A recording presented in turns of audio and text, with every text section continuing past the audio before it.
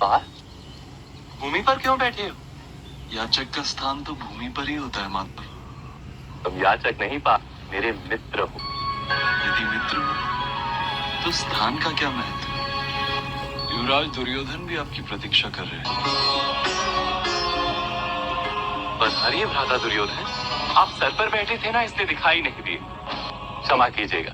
वासुदेव, मैं आपके सर पे नहीं बैठा हूँ, सर के पास बैठा हूँ। उत्तम, जलपान कीजिएगा।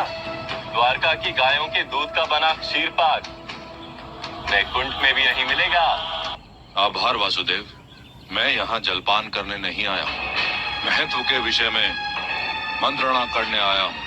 मंत्रणा भी अवश्य करेंगे भ्राता दुर्योधन, पहले पार्थ की याचना तो सुन लूं।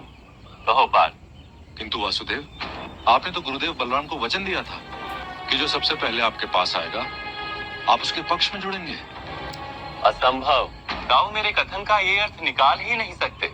मैंने ये कहा था कि जो मेरे समक्ष सबसे पहले आएगा उसका मांगा हुआ मैं अवश्य दूंगा। प्रथम तुम कहो पार्थ। वासुदेव, आप अपना वचन भंग करेंगे, ऐसा नहीं जाना था मैं वचन भंग नहीं कर। अवश्य ये वचन भंग है वासुदेव।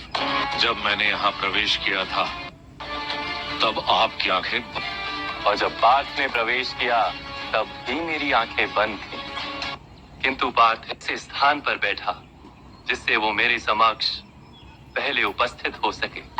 और दोष ईश्वर का कि उन्होंने आंखें मस्तक के आगे की ओर दी हैं। पीछे बैठे व्यक्ति को आगे आया हुआ नहीं कहा जा सकता। वासुदेव, किंतु सारे आसन आपके सर के पीछे रखे गए हैं। यदि पार्थ की मंशा होती तो वो भी आसन ग्रहण कर सकता था। गर्व को उचित आसन का महत्व होता है भ्राता दुर्योधन, और प्रेम को उचित स्थान का मोह। तब तो आपके पास न्याय की आशा रखना ही व्यर्थ है। मैं चला जाता हूँ वासुदेव। ठहरिए युवराज दुर्योधन, आप यहाँ माधव से कुछ मांगने आए, बिना प्राप्त किए लौट नहीं सकते, इससे माधव पर लांछन लगेगा। तो क्या कारण है वासुदेव पहले तुम्हें मांगने का निमंत्रण? क्योंकि पार्थ याचना लेकर आया है और आप योजना लेकर आए। पार्थ के हृदय में समर्पण है और आपके मन में राजनीति। पार्थ को दान की आशा है और आपको समर्थन की आवश्यकता। दान देने का अवसर उपस्थित हो तो सबसे पहले उसी का लाभ उठाना चाहिए। दान से पहले करना पड़े ऐसा कोई दूसरा कार्य ही नहीं जगत में। ये पक्षपात है वासुदेव। नहीं भ्राताश्री, वैसे तो जो जगत को छोड़कर मुझे चुनता है उसके साथ में पक्षपात अवश्य करता, किंतु दाऊ का आदेश, इसलिए आज मैं पक्षपात नहीं कर सकता। कुछ भी मांगने से पूर्व मेरा निर्णय सुन लीजिए। इस युद्ध में मैं और मेरी सेना एक पक्ष में युद्ध नहीं करेंगे।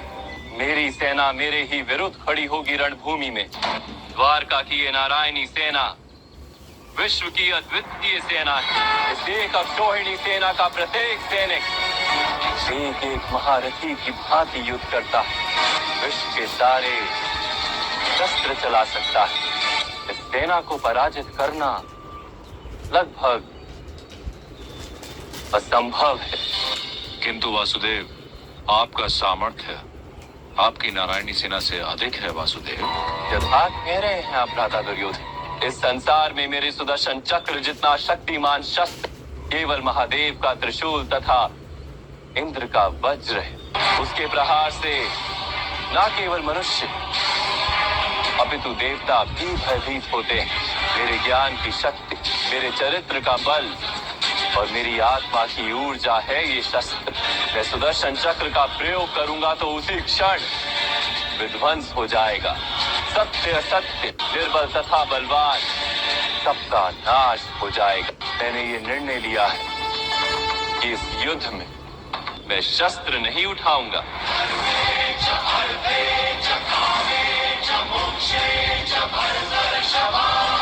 एक और है मेरी अपराजेय एक अक्षोहिणी नारायणी सेना, और दूसरी ओर स्वयं मैं अकेला निशस्त्र।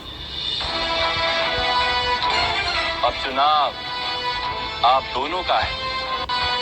कहो बात, क्या मांगते हो? चुनाव करो बात। मेरा चुनाव तो स्पष्ट है माधव, परंतु आप पर पक्षपात का लांछन न लगे, इसलिए आप पहले चुनाव करने का अधिकार युवराज दुर्योधन को दे। कुछ मनुष्यों के चुनाव का आधार लाभ की संभावना पर होता है और कुछ मनुष्यों के चुनाव का आधार उनका स्वभाव होता है। और भ्राता दुर्योधन तो ठीक ठीक जानते हैं कि उनका लाभ किस और है। जानते हैं ना भ्राता दुर्योधन? अवश्य जानता हूँ, इसलिए मैं चुनता हूँ कि नहीं,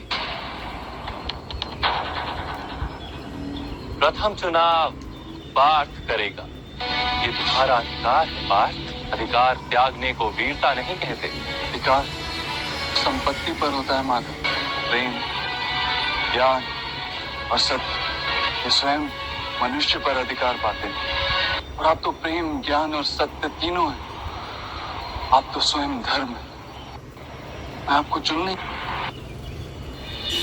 न विजय की लालसा से, न पराजय के भय से, केवल धर्म के लिए मैं आपको मांगता हूँ माधव। वासुदेव, मुझे तो आपकी एक अक्षौहिणी नारायणी सेना से ही संतोष करना होगा।